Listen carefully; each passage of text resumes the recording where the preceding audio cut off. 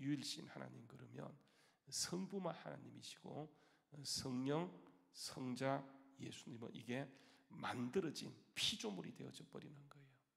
그래서 성경에 물론 삼위일체란 말은 나오지 않지만 그러나 전체가 지향하는 것은 하나님은 삼위일체 하나님이 있어요. 성부 하나님, 성자 예수님, 그리고 이제 성령 하나님. 그래서 여러분 창조 때도 보게 되면 창세기 1장에요 1절 말씀에 보게 되면 태초에 하나님이 천지를 창조했다고 말씀했고요 2절에 가게 되면 창세기 1장 2절에 뭘 다루고 있습니까? 성령의 역사를 다루고 있어요. 땅이 혼돈하며 공하며 흑암이 깊음이 있을 그때에 뭐가요? 하나님의 신, 하나님의 성령님께서 수면 위에 운행하시더라 그렇게 얘기하는 거야. 아무것도 없을 그때에, 그렇죠? 땅이 혼돈하고 공했다. 여러분 이 말은 혼돈했다고 해서 뭐가 있었다는 말은 아니에요. 이게 이제 토음이라고 하는 것인데 이거는 아무것도 없다는 것을 저렇게 표현하는 게 유대적 표현이에요. 아무것도 없을 그때에 성령께서 운행하기 시작하자 말씀이 주어지는데, 그래서 여러분 창세기 1장 3절에 보게 되면 말씀의 역사죠, 그죠? 빛이 있으라 말씀하시매. 누가 그렇게 말했어요? 말씀이에요, 말씀. 그래서 창세기 1장 1절, 2절, 3절에 보게 되면 각각 이제 창조의 사역에 이렇게 동참을 하시는데 하나님이 창조하셨고 성령을 운행하시고 예수님의 말씀으로 말씀을 하기 시작하자 이게 말씀한 대로 모든 것이 이렇게 이루어지는 것을 보게 되어져요. 그래서 여러분 하나님도 창조주이시고, 그죠? 성령님도 창조주이시고 예수님도 창조주세요. 그래서 여러분 요한복음 1장 1절 말씀에 한번 가서 요한복음 1장에 보게 되면 여러분 이제 요한복음은 특히 이제 성자 쪽에 포커스를 두고 이렇게 말씀하는 것인데 요한복음 1장 1절에 보게 되면 태초에 뭐가 계셨다고요? 말씀. 이 말씀이 누구입니까? 로고스로서 예수님을 얘기하는 거예요. 그래서 태초에 말씀이 계시니라 이 말씀이 하나님과 함께했다.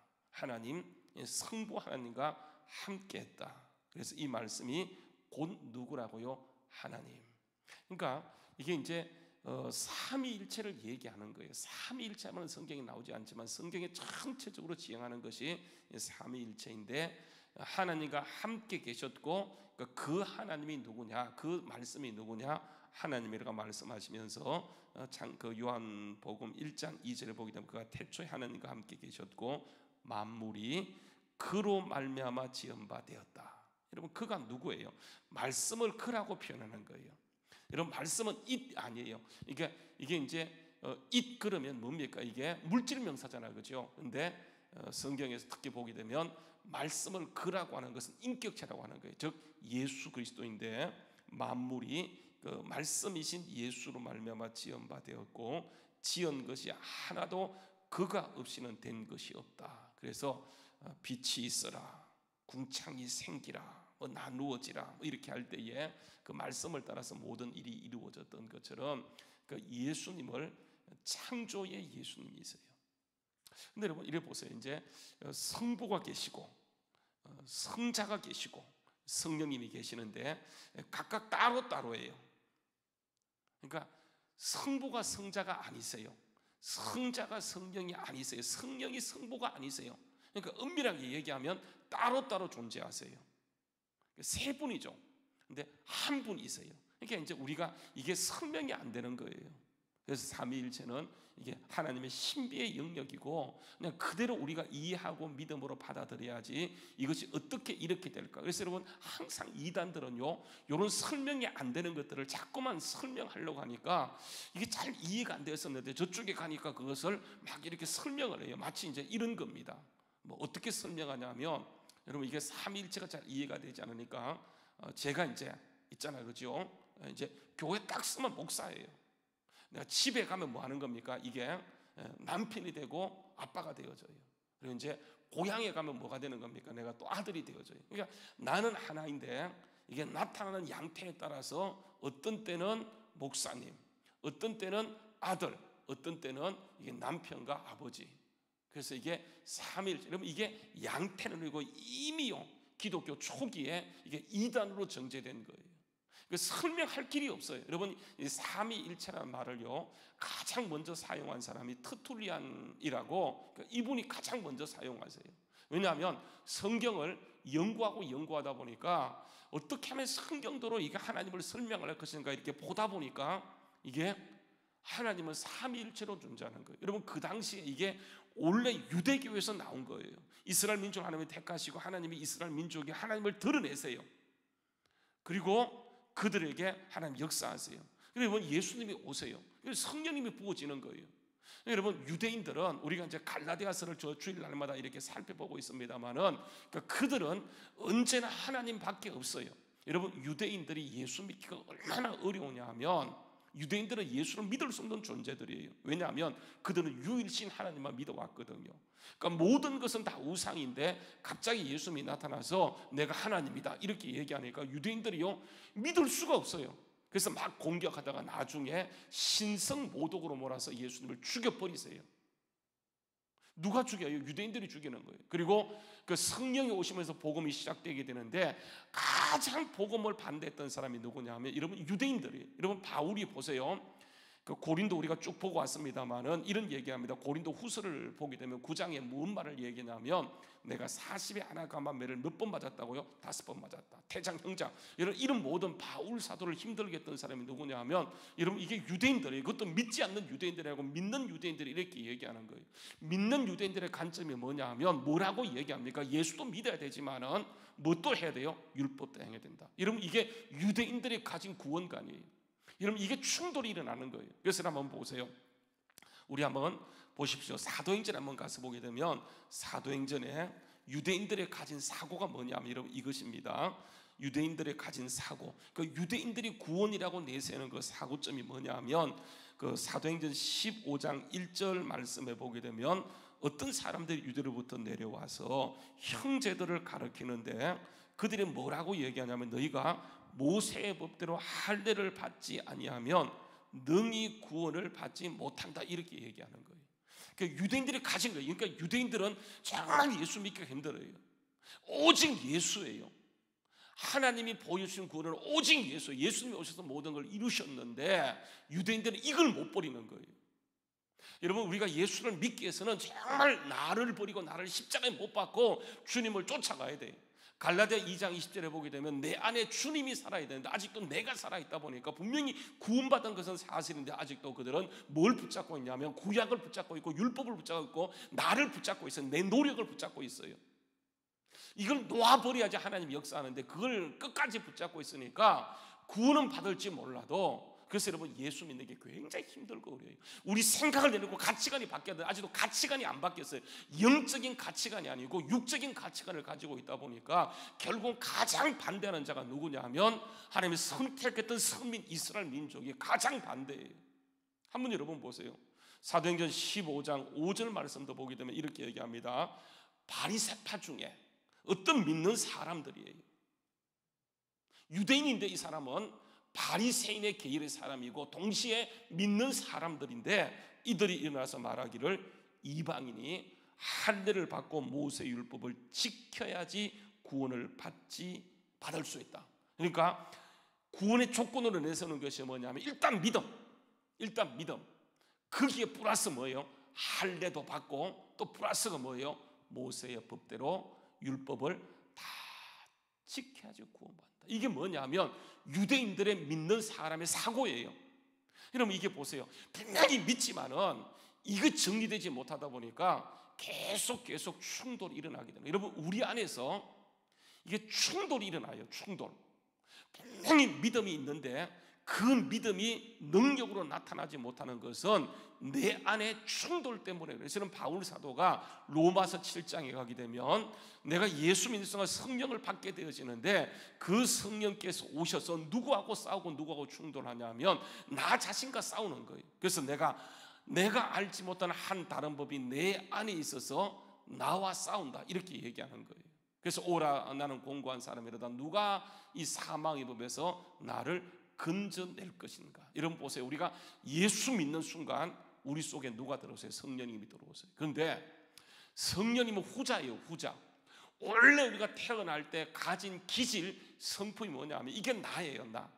그러니까 여러분, 이게 본성은 뭐냐면 나예요. 비본성은 뭐냐면 이게 나중에 들어온 이게 성령님의 역사예요. 여러분, 이게 둘이 싸우는 거예요. 그러면서 싸워서 어느 쪽으로 끌고 가는 겁니까?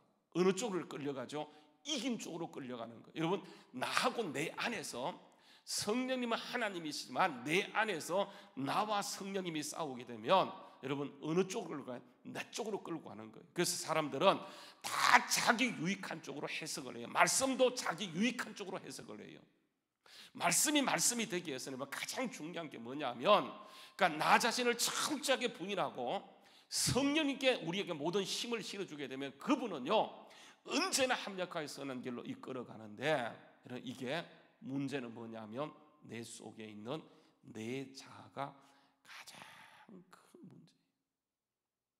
그래서 여러분, 초창기의 구원론은요, 우리 갈라디아서를 보게 되면 이게 심각하게 대립을 일어나게 되고 결국은 하나님이 이기게 하시지만 엄청난 대가를 지불하고 복음의 역사가 세워지는 것을 보게 되어져요.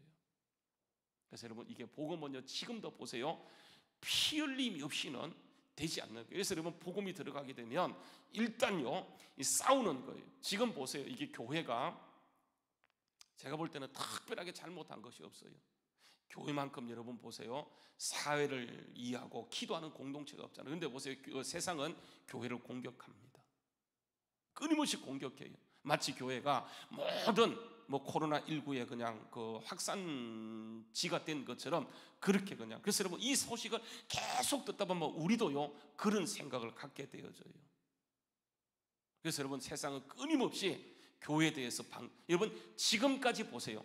교회가 생긴 이후로, 성령이 오셔서 교회가 생긴 이후로 교회가 세상에서 좋은 영향을, 그러니까 좋은, 여러분 이렇게 말을 들은 적이 있습니까? 초대교회 때 엄청난 박해를 당했어요. 중세 때요 마찬가지고, 정말 현대교회도 마찬가지. 그래서 우리는 세상의 소리를 듣고 가는 것이 아니라 끊임없이 주님께서 오늘 이 시대에 우리에게 뭐라고 말씀하는 것을 듣고 우리가 이 세상에다가 빛으로 착한 행실을 드러내는 것이지, 그러니까 거기서 우리에게 뭔가 해줄 것을 기대하게 되면 우리는 여러분 결국은 실족하게 되어져요. 왜냐하면 우리를 도울 수 있는 것은 우리 자신도 아니에요. 누구밖에 없습니까? 오직 하나님밖에 없어요. 여러분, 성경에서 보게 되면 그래서 삼위일체 하나님은요 전체가 뭐냐면 우리를 돕는 거예요. 이 땅 가운데 강력한 복음의 거부 역사, 사단의 역사가 있기 때문에 하나님의 도움을 입지 않고는 우리가 세상에 나가서 그 막강한 권력과 그래서 우리의 싸움은 혈과 육을 상대하는 것이 아니고 정사와 권세들과 이 세상 어둠의 주관자들과 악한 영들을 상대하는 것이기 때문에 여러분, 성령의 역사가 없이는 우리가 절대로 이길 수 없어요. 여러분, 성부, 성자, 성령 하나님 전체가요 돕는 분이 있어요. 한번 여러분 보실래요? 이게 이제 우리가 하나님을 제대로 하는 게 참 중요해요. 많은 사람들이 하나님을 몰라요.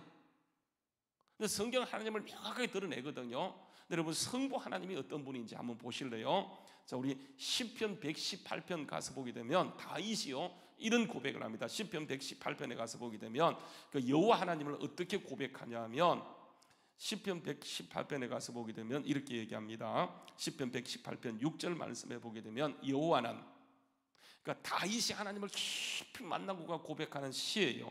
그런데 시편 118편의 기자는 뭐라고 얘기하냐면 여호와는 누구라고요? 내 편이시라. 그래서 내가 두려워하지 아니하리니 사람이 내게 어찌하랴. 7절 말씀에 여호와께서, 성부 하나님께서 뭐가 되신다고요? 내 편이 되사 나를 돕는 자들 중에 계시니, 그러므로 나를 미워하는 자들에게 결국은 누가 갚아주는 거예요? 하나님이 갚아주는 것을 내가 보리라고 이야기하는 8절에 보게 되면, 그래서 우리는 그 공격, 그 핍박 가운데 누구한테 피하냐 하면 하나님께 피하는 거예요. 그래서 여호와께 피하는 것이 사람을 신뢰하는 것보다 나으며 여호와께 피하는 것이 고관들을 신뢰하는 것보다 낫도다. 그렇게 얘기하는 거예요. 그러니까 우리는 정체성 자체가 이 땅에서 하나님 나를 드러내는 것이 우리의 사명이기 때문에 우리는요 어디를 간다 한다 할지라도 끊임없이 핍박이라고 하는 것은, 공격이라고 하는 것은 늘 있어 왔어요.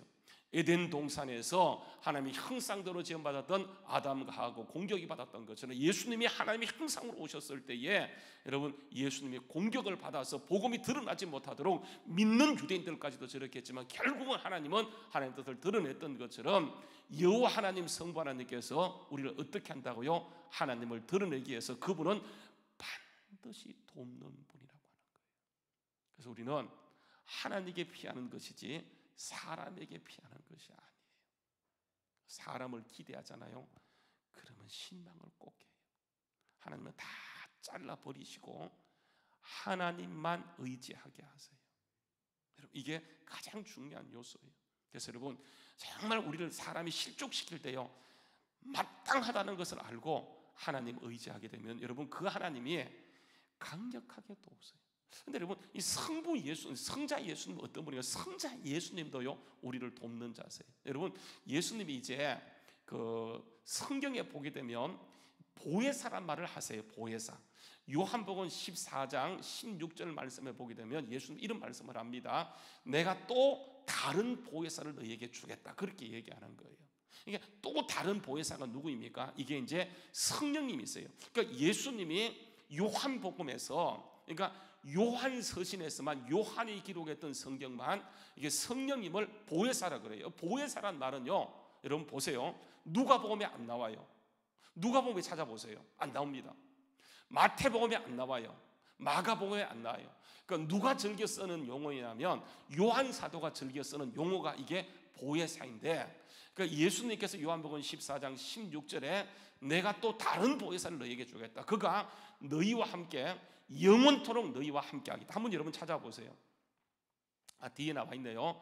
뒤에 나와 있는데 제가 한번 저는 안 보이니까 제가 한번 볼게요. 요한복음 14장 6절 요한복음 14장 16절 말씀에 보게 되면 이렇게 얘기합니다. 한번 제가 읽어볼게요. 한번 보세요. 그러니까 예수께서 내가 아버지께 구하겠으니 그가 또 다른 보혜사를 너희에게 주사 어떻게 한다고요?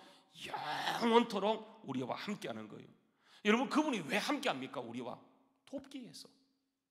그래서 이런 보혜사는 돕는 자라고 하는 거예요. 돕는 자.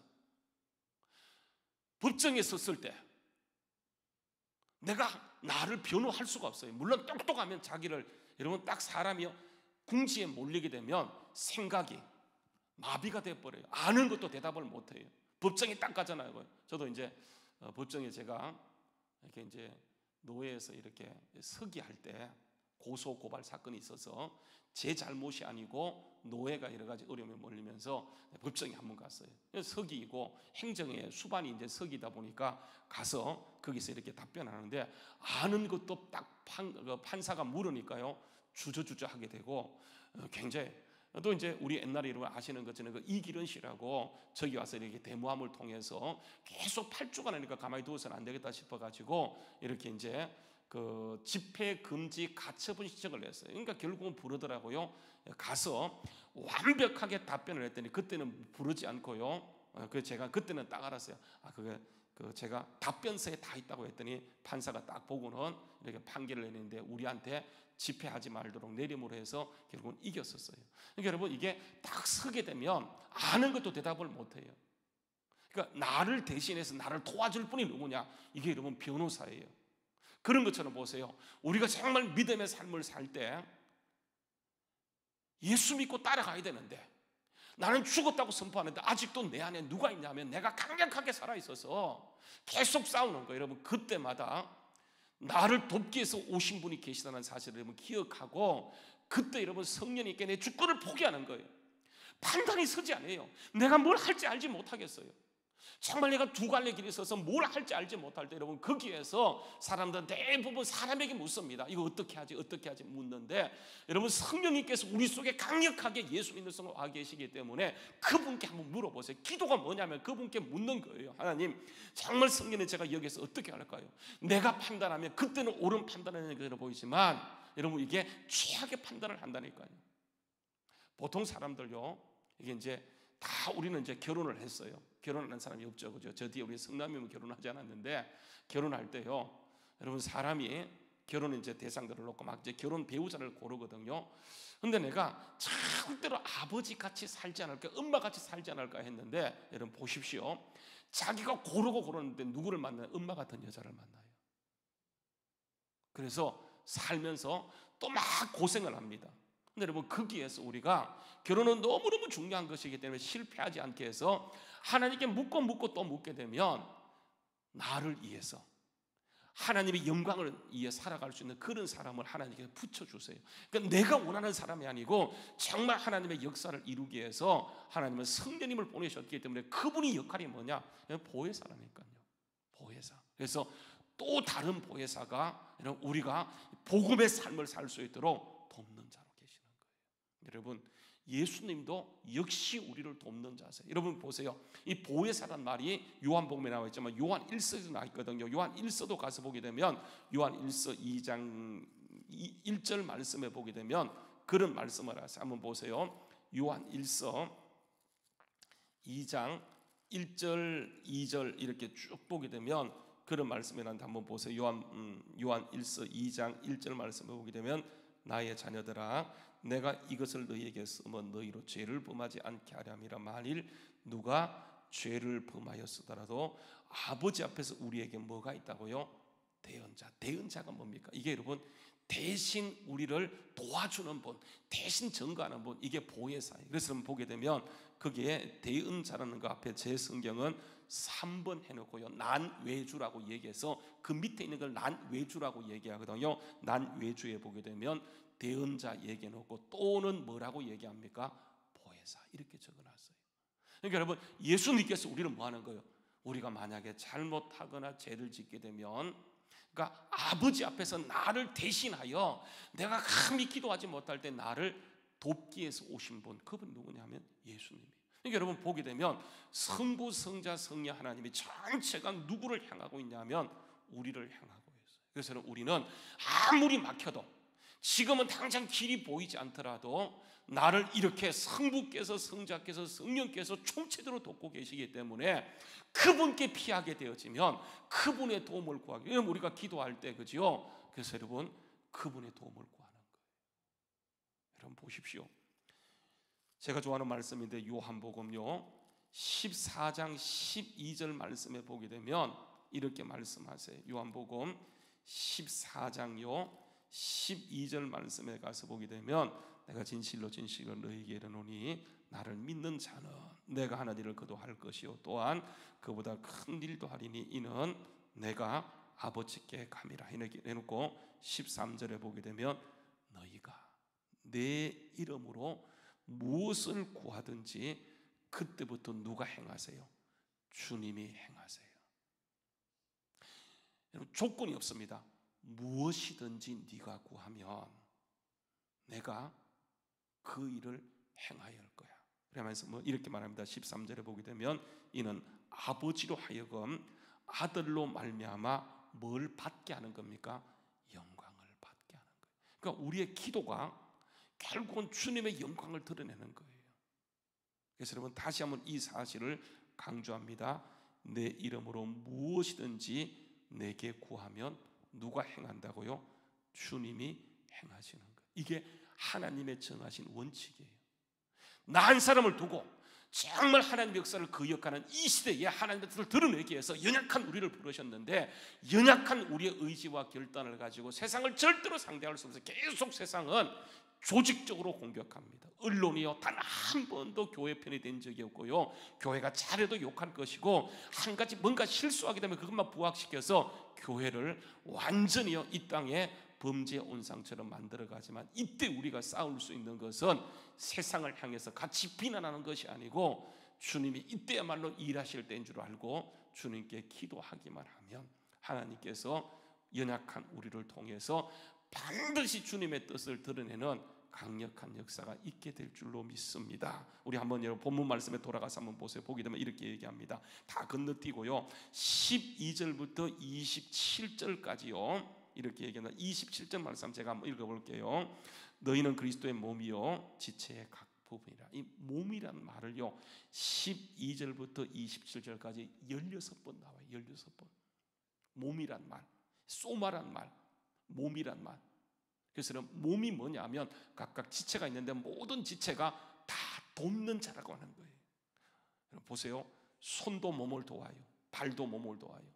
우리 몸에 돕지 않는 역할하는 게 아무것도 없어요. 정말 아무것도 아닌 하찮은 것처럼 냄새나는 것처럼 보이지만 그것도 뭐라는 가 몸을 돕는 것처럼, 그러니까 돕는 자라고 하는 거예요. 돕는 자. 그래서 이 돕는 역할을 감당하기 위해서 한번 보세요. 이렇게 얘기합니다. 28절 하나님이 교회 중 몇을 세우시되 첫째는 사도, 둘째는 선지자. 쭉 얘기하고 있어요. 다 사도겠느냐, 다 뭐겠느냐 하면서 결국은 뭐하느냐, 돕는 자라고 하는 거예요.